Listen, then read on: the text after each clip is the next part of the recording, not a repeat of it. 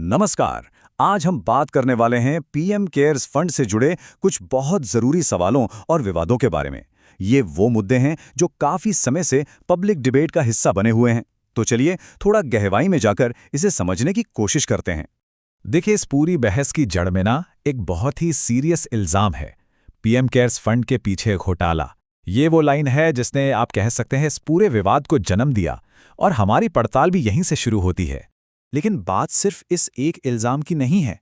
असल में इस विवाद की जड़ में दो बहुत ही बुनियादी सवाल हैं, और यही वो सवाल हैं जो बार बार पूछे जा रहे हैं और जो इस पूरी बहस को एक दिशा दे रहे हैं। तो सबसे पहले ये समझना जरूरी है कि ये पूरा मामला उठा कहाँ से। देखिए, जब भी कोई पब्लिक फंड यानी कि एक सार्वजनिक कोष बनता है ना, तो लोगों की उम्मीदें उससे जुड़ जाती हैं। उम्मीद होती है पारदर्शिता की, जवाबदेही की, और सारा विवाद असल में यहीं से शुरू होता है। अब देखिए, पब्लिक फंड का मतलब बहुत सीधा है, जनता का पैसा जनता के काम के लिए। तो जाहिर है ये उम्मीद की जाती है कि इसका हिसाब किताब बिल्कुल साफ सुथरा हो, सब कुछ पारदर्शी हो। पीएम केयर्स फंड के मामले में इसी उम्मीद पर सवाल उठ रहे हैं, क्योंकि इसे एक पब्लिक चैरिटेबल ट्रस्ट की तरह रजिस्टर किया गया है। अच्छा, तो अब आते हैं पहले बड़े सवाल पर। यह सवाल जुड़ा है फंड की लोकेशन और उसकी निगरानी से। मतलब, पैसा कहाँ है? सवाल सुनने में तो बहुत सीधा लगता है, पर इसके मतलब काफी गहरे हैं। तो सवाल है, पीएम केयर्स फंड है कहाँ? अब इसका मतलब ये नहीं कि कोई बैंक अकाउंट का पता पूछ रहा है, नहीं। इसका असली मतलब है इसकी कानूनी हैसियत क्या है। क्या ये एक सरकारी बॉडी है या फिर एक प्राइवेट ट्रस्ट? इसे चला कौन रहा है? इसका मैनेजमेंट कैसे हो रहा है? असल में सवाल इन सब चीजों के बारे में है। और ये सवाल इतना पेचीदा इसलिए है क्योंकि इससे सीधे सीधे निगरानी की बात जुड़ जाती है। सवाल उठते हैं कि क्या सीएजी जैसी सरकारी संस्था इसका ऑडिट कर सकती है? क्या ये आरटीआई यानी सूचना के अधिकार के दायरे में आता है? इसका पैसा सरकारी खाते का हिस्सा है या नहीं? ये सारे सवाल घूम फिर कर एक ही चीज की मांग करते हैं, फाइनेंशियल ट्रांसपेरेंसी। चलिए, अब दूसरे सवाल की तरफ बढ़ते हैं। ये सवाल फंड के भविष्य और उसके मकसद से जुड़ा है। मतलब, पैसे के हिसाब किताब के बाद अब बात आती है कि आखिर इसका असल मकसद क्या है।